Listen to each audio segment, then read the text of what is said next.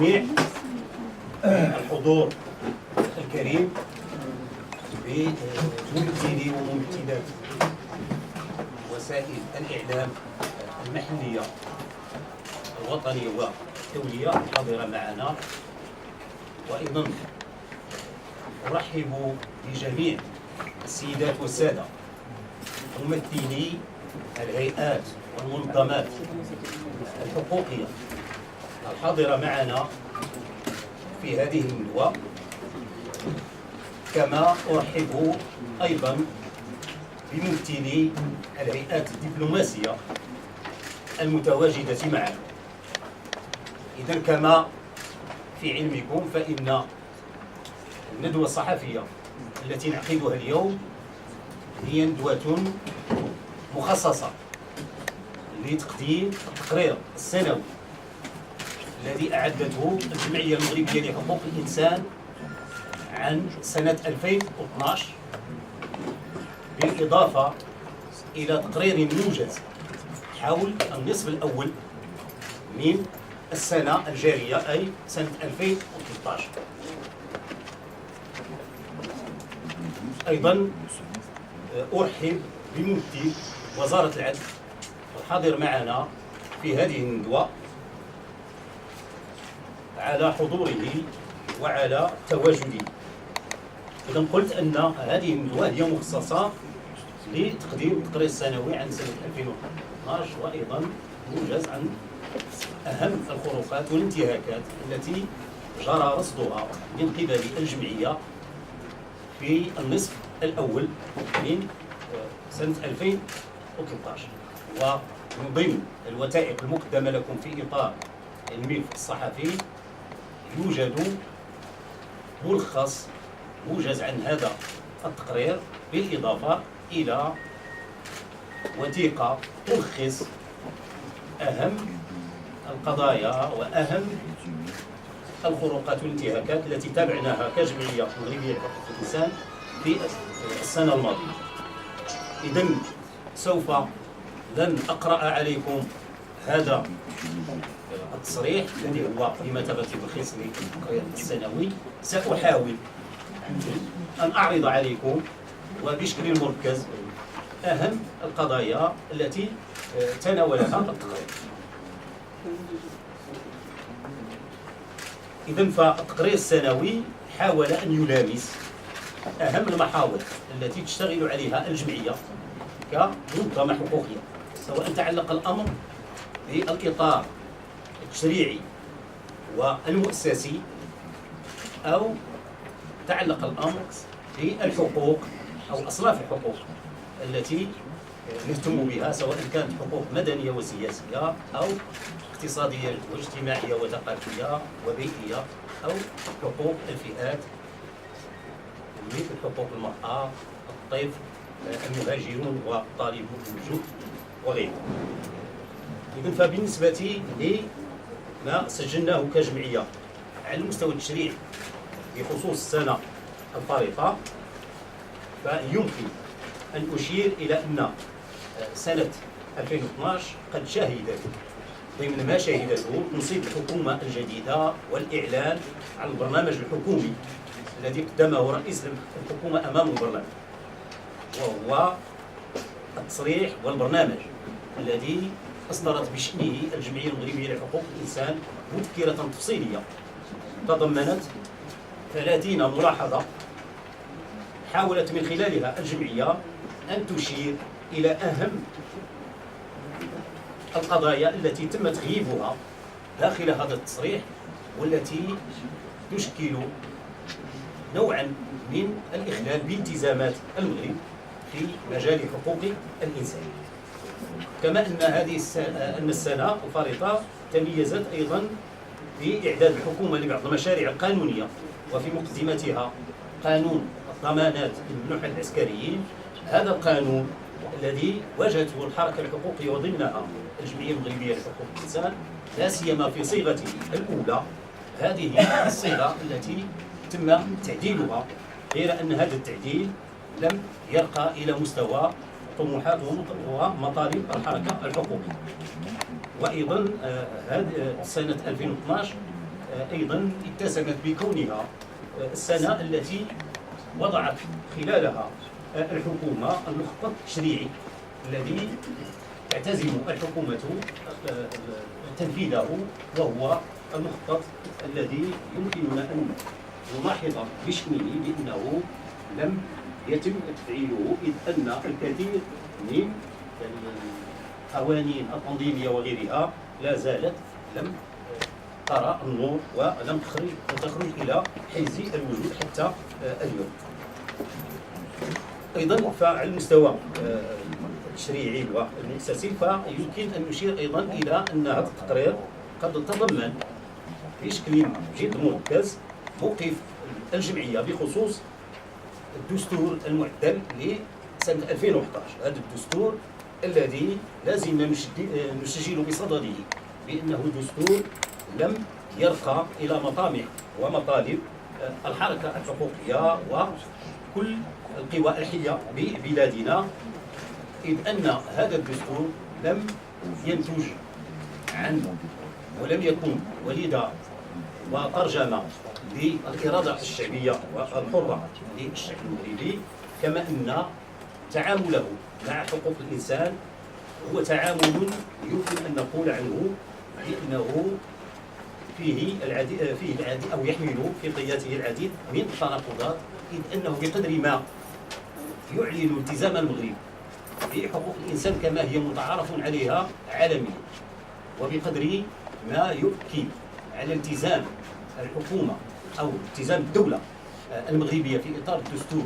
بسمو المواثيق والمعاهدات الدولية، إلا أنه يقيد هذا السمو وهذا الاعتراف بربطه بما يسمى بأحكام الدستور وبعدم تناقض هذه المواثيق مع القوانين المحلية وعدم تعارضها مع الثوابت والهوية الوطنية، وهو ما يعتبر في نظرنا تقييدا بسمو المواثيق الدولية لحقوق الإنسان في ارتباطها بالقوانين والتشريعات المحلية. كما أن هذا الدستور نعتبر بأنه لم يكرس المساواة الفعلية بين النساء والرجال، إذ أنه أيضا في هذا المستوى يشترط عدم تعارض تلك المساواة مع الخصوصيات المتجلية في أحكام الدستور وثوابت المملكة وقوانينها، وهو ما يعد تمييزا مضمرا بين الجنسين في مستوى الحقوق المدنية، ومبررا تتخذه الدولة مطية للتحقق أو لإصدار إعلانات تفسيرية حول بعض النصوص أو بعض المواد في المواثيق الدولية لحقوق الإنسان، خصوصا فيما يتعلق باتفاقيات القضاء على جميع أشكال التمييز ضد المرأة. إذا هذا قلت أنا بشكل عام. إذا فهذه المسائل ستجدونها بشكل تفصيلي سواء داخل النص ديال التقرير أو من خلال تصريح المسلم. أيضا فيما يتعلق بالوضع الاتفاقي للمغرب، فالمغرب يمكن أن نسجل عنه له في السنة الفارطة أنه قد صدق على الاتفاقية الدولية بشأن حماية جميع الأشخاص من الاختفاء القسري، وهو التصديق الذي جاء متأخرا عكس ما كان يروج له في وسائل الإعلام وغيرها، بكون أن المغرب قد صادق عليه منذ السنة أو مطلع السنة الفارطة، إذ أن هذا التصديق لم يتم إلا مؤخرا أي في 14 ماي من سنة 2013، علما بأن هذه الاتفاقية رغم مصادقة أو تصديق المغرب عليها إلا أن الآلية المتصلة بأهلية اللجنة الأممية المشرفة على إنفاذ هذه الاتفاقية أنها ليست لها صلاحية في تلقي الشكاوى الفردية، باعتبار أن هذه المسألة تتطلب موافقة مكتوبة من طرف الدولة أو إعلان من طرف الطرف داخل الاتفاقية بأنها توافق على أن هذه اللجنة لها الصلاحية ولها الولاية في تلقي الشكاوى. وبالتالي هذا ما يجعل هذه الاتفاقية رغم التصديق عليها رغم إيجابيته أنها تبقى مع ذلك تبقى غير مكتملة، أو أنها تصديق غير مكتمل، بالإضافة إلى أن المغرب قد أعلن في عن قرار التصديق على ثلاث بروتوكولات جديده، اللي هي البروتوكول الاختياري الاول الملحق بالعهد الدولي الخاص بالحقوق المدنيه والسياسيه، والبروتوكول الملحق بالاتفاقيه الدوليه حول مناهضه التحديد المتعلق بمراقبه اماكن الاعتقال والاحتجاز، وهو ما تم مؤخرا اصدار قانون للموافقه عليه. هذا القانون ديال 12124 الصادر يوم 4 يوليو 2013 بالجريده الرسميه رقم 6166، وهو كما قلت هو فقط موافقه، لان اجراء التصديق نفسها لم يتم بعد مباشرتها، وبالتالي تبقى اي ان المغرب غير ملزم بما تفرضه هذه او ما يفرضه هذا البروتوكول. ثم ايضا موافقته على او عزمه التصديق على البروتوكول الملحق بالاتفاقيه الدوليه بشان القضاء على جميع اشكال التمييز للمرأة، وايضا التزامه بانضمام الاتفاقيه الاوروبيه حول حمايه الاطفال من الاستغلال الجنسي. اذا بشكل عام، اذا كان المغرب قد باشر اجراءات التصديق، وهي كما يمكن ان نلاحظ هي اجراءات نعتبر بانها جد بطيئه، وفي كثير من الاحيان عندما تتم فان اجراءات التصديق لا تكون شامله للاتفاقيات والبروتوكولات. هذا عدا كون ان هذه المصادقه ينبغي ان تتلوها وتعقبها ملائمة القوانين والتشريعات الوطنية والمحلية مع مقتضيات ومضامين هذه الاتفاقيات، وإلا فإن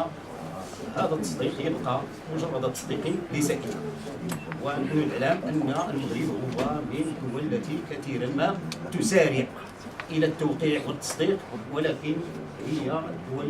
من ضمن الدول الأولى التي تسجل عليها الانتهاكات في المجالات التي تخص تلك الدول. إذا أيضا فيما يتعلق أيضا التقرير أيضا توقف بأسف كبير على إصرار المغرب على موقفه الممتنع عن التصويت على التوصية الأممية بخصوص توقيف تنفيذ عقوبة الإعدام، وهذا رغم الالتزامات السابقة للمغرب في هذا الشأن، وهو في الحقيقة ما يكشف إلى حد كبير كيف أن تعامل الدولة المغربية مع قانون دولي لحقوق الإنسان هو تعامل ليس مبدئي أو ليس مبدئيا، بقدر تحكمه حرفيات وتحكمه رهانات، وبالتالي هذا ما يمكن أن يكون له الأثر السلبي على التزامات المغرب في هذا المجال.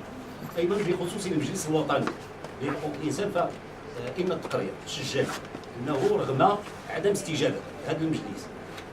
الاستجابة الكاملة من الناحية التنظيمية لمبادئ باريس وانصرافه من الناحية العملية عن متابعة ورصد الانتهاكات الجارية الماسة بالكثير من الحقوق ذات الطابع المدني والسياسي، مثلا الحق في التظاهر، التنظيم، وهي حقوق تنتهك بشكل يومي واحيانا امام المجلس نفسه دون ان يدرك بشكلها ساكنا او حتى عندما يقوم بذلك فانه يقوم به بطرق ربما غير مباشره. قلنا ان وتمام خطاب المجلس في كثير من الاحيان مع خطابات الدوله في كثير من الاحيان يبدو ان المجلس الوطني لحقوق الانسان ليس بمؤسسه وطنيه مستقله بقدر ما هو طرف في الدوله يدافع عن انتهاكاتها ويقدم تفسيرات وتبريرات لخروقاتها وتجاوزاتها، وهذا في الحقيقه ليس من مهامه، لان من مهامه ان يكون مستقلا وان يقف على مسافه واحده سواء من الدوله والحكومه او من المواطنين وتنظيماتهم بشكل. إذا كنا رغم ذلك فإننا قد تمنا الخطوات التي أو المبادرات التي أقدم عليها والمتمثلة أساسا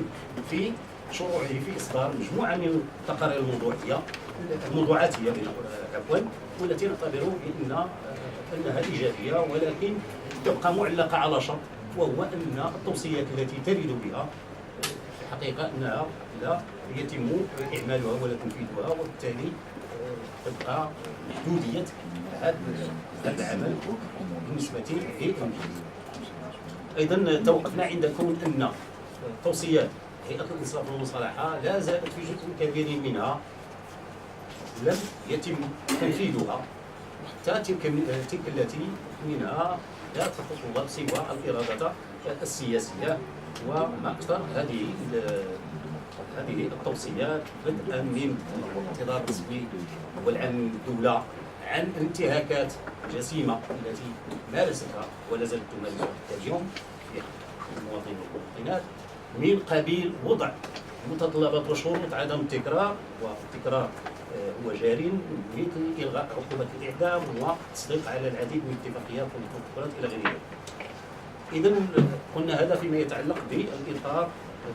المؤسساتي والتشريعي. بعد ذلك تطرقنا في المحور الثاني الخاص بالحقوق المدنية والسياسية، من أهم الانتهاكات التي طالت هذه الحقوق، وفي مقدمتها الحق في الحياة والحق في السلامة البدنية والأمان الشخصي، الذي نعتبر بأن على الأقل هناك مظهر ينتهك هذه الحقوق هو استمرار التعذيب داخل السجون وداخل مقرات الأمن وغير ذلك، وهو التعذيب الذي كشفت عنه الكثير من الشهادات والتي أبانت بأنه ليس مجرد سلوك عرضي يحدث يمكن لآخر ونتيجة عدم إدراك البعض من ممثلي ضابط الشرطة القضائية والضابط القضائية عدم تملكهم واستيطانهم لقيم حقوق الإنسان، وبقدر ما يحيل على أن أو يشير على أن هذه ممارسة منهجة، وبأنها تدخل في صلب العمل الذي تباشره الأجهزة الأمنية، سواء عند التوقيف أو عند الاستنطاق أو أثناء فترات الاحتجاز. وبالتالي الشهادات لكل من تبعها هي شهادات صادمة، وهي تذهب في الاتجاه الذي أكدته ولا زالت تؤكده الجمعية وأثبتته الهيئات الأممية، بما في ذلك المقرر الخاص بالتعذيب. يكون أن التعذيب لا زال يمارس في بلادنا، وبأنه الدولة لم تقم بما من شأنه وقف مثل هذه الممارسة رغم التنصيص داخل القانون الجنائي على الجميع إلى غيره. وهو أن يعني بأن الأمر لا يتعلق فقط بوجود نصوص وقوانين وتشريعات، وإنما بوجود ممارسات محمية بشكل مؤسسي، إذ أن رغم ما تكشف عنه الشهادات الأشخاص الذين تعرضوا للتهديد تكشف عنه من حقائق، إلا أن سواء تعلق الأمر عندما يتم الإعراب عن ذلك والإعلان عن ذلك أمام النيابة العامة أو أمام القضاء العام، أو عندما يشعر الملأ فإن الدولة لا تتخذ الإجراءات اللازمة والضرورية لمعاقبات ومساءلات المتسببين في ذلك. إذا ثم أيضا تعرضنا للاعتقال السياسي، وفي هذا الصدد يمكن أن نقول بأنه رغم أن سنة 2012 قد عرفت إطلاق سراح المعتقلين السياسيين ومعتقلي الرأي، ومن ضمنهم الناشط الحقوقي صديق القبوري ورفاقه بوعفاء وبعض من يسمون بشيوخ السلفية في إطار فوج من معتقلي الرأي، فإن أن الاعتقال السياسي لا زال جاريا ولا زال مستمرا. وتقدير الجمعية عدد المعتقلين السياسيين الذين تابعت حالتهم خلال 2012 حتى الآن ب 217 معتقل ومعتقلة، وهو رقم نسبي بسبب ومتغير، وهذا راجع إلى حركة المد والجزر التي تعرفها عملية الاعتقال السياسي، وأيضا قصر المدد التي يحكم بها على هؤلاء، علما بأن في غالب الأحيان ما يتم طمس الهوية السياسية لهؤلاء المعتقلين من خلال محاكمتهم بأفعال كثيرا ما يتم تأويلها على أفعال تندرج ضمن أفعال مجرمة في إطار القانون العام أو القانون الجنائي. إذا الفئات التي هي مستهدفه من الاعتقال، هناك نشطاء في حركه 20 فبراير، حقوقيون، معتقلون من الحركات الاحتجاجيه، معتقلون الصحراويون، النقابيون، نشطاء الاتحاد الوطني لطلبه المغرب، ايضا المعتقلون السياسيون المدربون في اطار ما يسمى بالعير الى غيره. ايضا بالنسبه لاختفاء التسريب المغرب وحالات الاختطاف، فالحركه الحقوقيه كلها لا زالت تطالب باحياء حقيقه بشان العديد من ملفات اختفاء التسريب المرتبطه بفتره الماضي التي لا زال لم يتم الكشف عنها، ولكن في نفس الوقت الجمعيه تابعت ايضا عمل العديد من حالات الاختطاف الجديده خلال سنه 2012. اذا ما اعتبرنا بان الاختطاف كما يكون هو معرف به في الحريه الانسان، ان الاختطاف هو اعتقال اي شخص خارج نطاق القانون ودون اخبار عائلته بمكان وجوده رغم احتياجه، وحالات في هذا الباب كثيره ومتعدده. ايضا تعرض التقرير الى الاوضاع العامه بالسجون التي يمكن ان نقول بانها لم تتغير، لا زالت مؤسسات عقابيه بالمعنى التقليدي، اي ان الاشخاص الذين يسجنون كثيرا لا يتم النظر اليهم على انهم اشخاص يمثلون خطرا على المجتمع، وبالتالي ينبغي اللجوء معهم الى جميع الاساليب التي تكسر من شدتهم وتفرض عليهم الطاعه والابتعاد. وقلنا هذا هو الواقع، اي مؤسسه عقابيه اكثر منها هي مؤسسه اصلاحيه، وبالتالي الظاهره التي او الوضع الذي عليه السجن هو وضع يتسم بالاكتظاظ. وبالتالي عندكم في التقرير مجموعه من الاحصائيات التي تثبت ذلك، انتشار الامراض والوفيات، سوء التغذيه، ضعف التدريب الى غير ذلك. ايضا على مستوى الحريات العامه قد توقف التقرير عند اهم الانتهاكات التي طالت هذه الحريات، سواء تعلق الامر بالتنظيم، يكون لا زال يسجل في المغرب امتناع السلطات عن تسليم وصول البضائع القانونيه، لا زال يسجل منع التنظيمات او الهيئات من تنظيم انشطه لاسباب كثيرا ما تكون اسباب غير معلله قانونا. ايضا منع من تعليق او الصاق سواء اللافتات او وفاة الباب، راه يمكن ان تجدوا ما يشفي غليلكم في هذا الجانب. ايضا فيما يهم حريه الصحافه وديمقراطيه الاعلام، اذا هذه سجلناه في السنه الفارطه، وتراجع التصنيف المغربي في سلم حريه الصحافه، تراجع الى الرتبه 138. ايضا سجلنا في السنه الفارطه حالات الاعتداء الجسدي على الصحفيين اثناء القيام بمهامهم، المتابعه في حق الصحفيين، والحكم بالسجن غير النافذ على احدهم، الحرمان التعسفي للبعض منهم من حقهم في بطائق الاعتماد الى غير ذلك. ايضا ان التقرير توقف على ان الجمعيه الى جانب الحركه الحقوقيه لا زالت تطالب بالمراجعه الشامله لقانون الصحافه في اتجاه الغاء كل المقتضيات المعرقله لحريه التعبير، وايضا للمطالبه بالغاء كل العقوبات السالبه بالحريه التي يتضمنها هذا القانون. اما فيما يتعلق قلنا بحق التجمع والتظاهر، فحديث في هذا الباب هو حديث كما يقال بين قوسين سجون، اي انه سجون فحدث ولا حرج، فالكثير من الوقفات، من المسيرات، من الاعتصامات يتم فضها او منعها او تفريقها بطرق عنيفه، وهذا سبق لنا ان سجلناه في الدول الخاصه بذلك، بحيث ان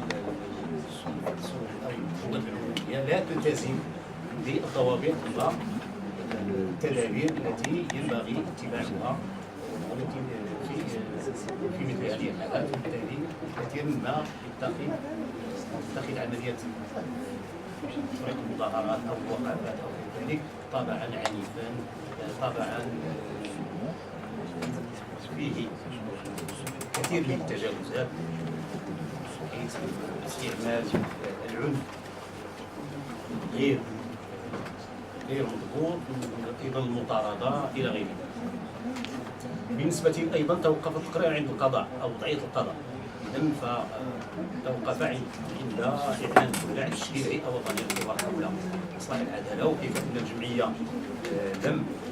تلتحق بهذه الهيئه، وقد عبرت عن موقفها بخصوصها من خلال رساله مفصله ارسلتها الى الوزير المعني، وايضا ان هذه الهيئه لا زالت تعاني من تعثرات ومن انسحابات، بما في ذلك انسحاب جمعيه هيئه المحامين ومن انتقادات الموجهه اليها في العديد من الجوانب. وبالنسبه للجمعيه فانها سجلت ايضا بخصوص القضاء استمرار توظيف القضاء لاصدار احكام جائره في حق النشطاء في اطار محاكماتهم يستغيب فيها معايير المحاكمه العادله، وايضا سجلت كون منها مطالبه الجسم القضائي باستقلاليته وبتنظيم المستقل الخاص به لا زال يتعرض للكثير من المضايقات وغيرها. ايضا توقفنا عند عقوبه الاعدام، وقلنا ان هذه العقوبه اي ان سنه 2012 شهدت صدور 6 احكام جديده في المغرب تقضي بالاعدام، رغم ان المغرب لا يطبق عقوبه الاعدام بشكل عملي، الا ان الموقف السلبي للدوله والحكومه المغربيه تجاه كما اشرت سابقا تجاه توصيه الامم المتحده عقوبه تنفيذ عقوبه الاعدام هو مؤشر سلبي على المدى الذي يمكن ان يسير فيه المغرب تجاه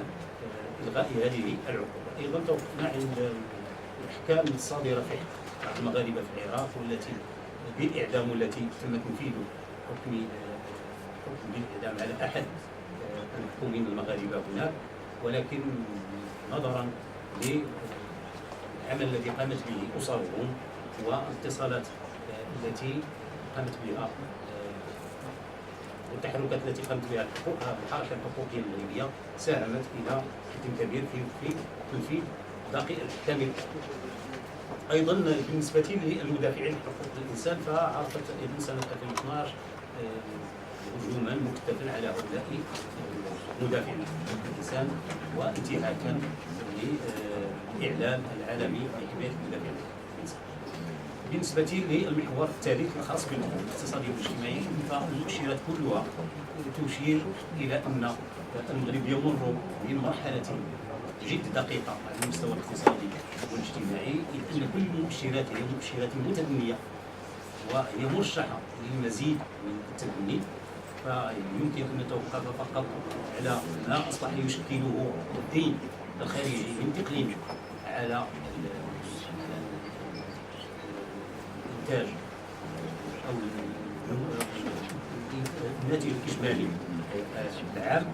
انه اصبح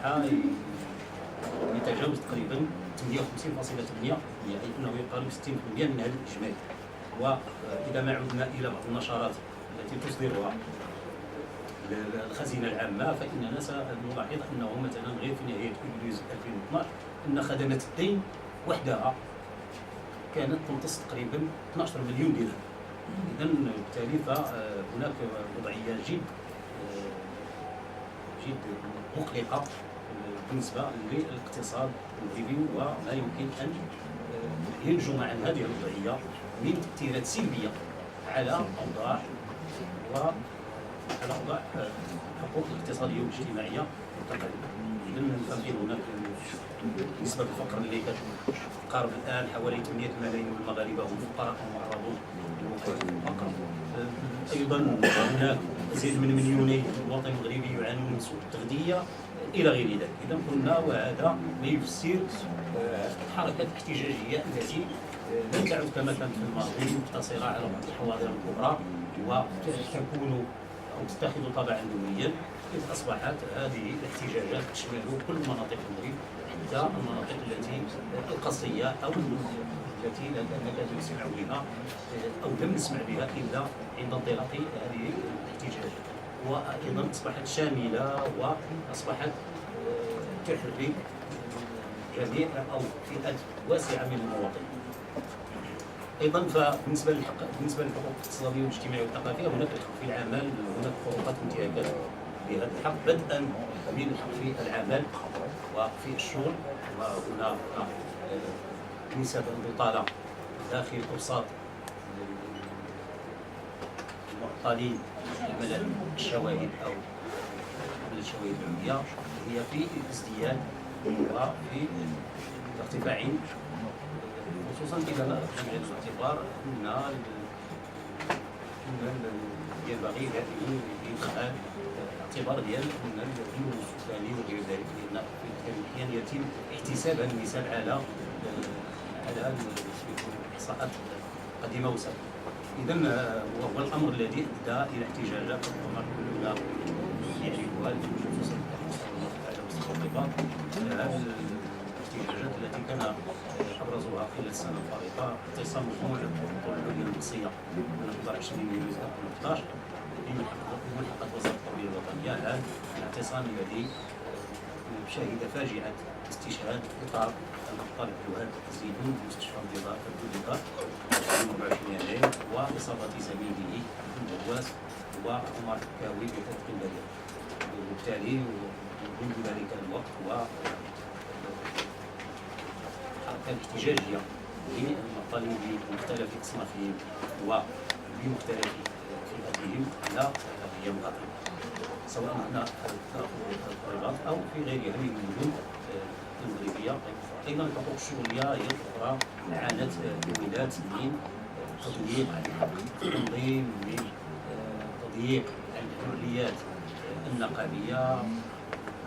السنه الفارطه عرفت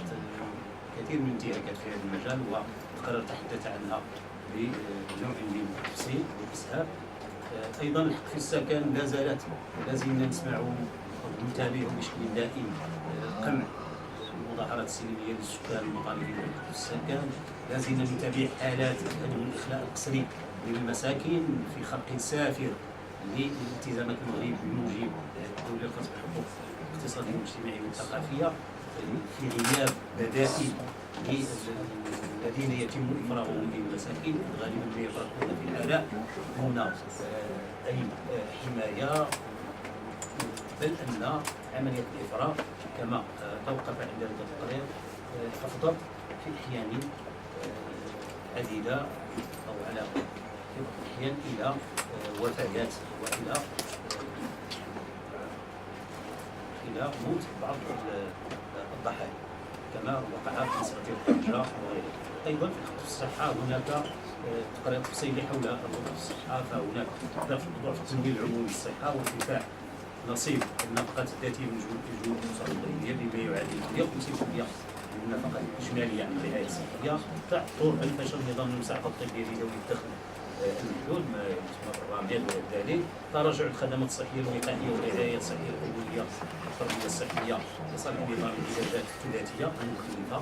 والباهظه التكلفه الى غير ذلك. ايضا التعليم لا نحتاجش باش نهضروا عليه بزاف، لان الدوله نفسها قد اعلنت عن ان كل التدابير والمخططات التي اعتمدتها حتى اليوم لم تتأدى إلى إصلاح منظومة التربية والتعليم والى محاربة الاختلالات التي تعرفها هذه المنظومة، وسواء تعلق الأمر بتعليم التمدرس في جميع المستويات أو بالاحتفاظ بالمتمدرسين لمدة معقولة على الأقل 7 سنوات كما هو معروف في المؤكد الدولي بالنسبة للدول التي هي في ولاية المغرب.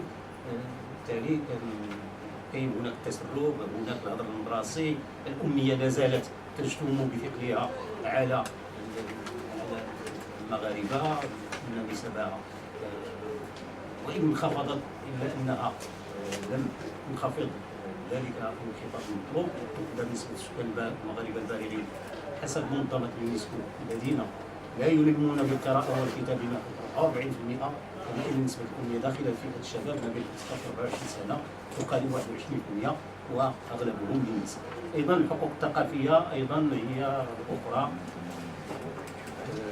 عرفت العديد من الانتهاكات. فإذا تحدثنا عن الحقوق التقليدية بشكل عام كما تعلمون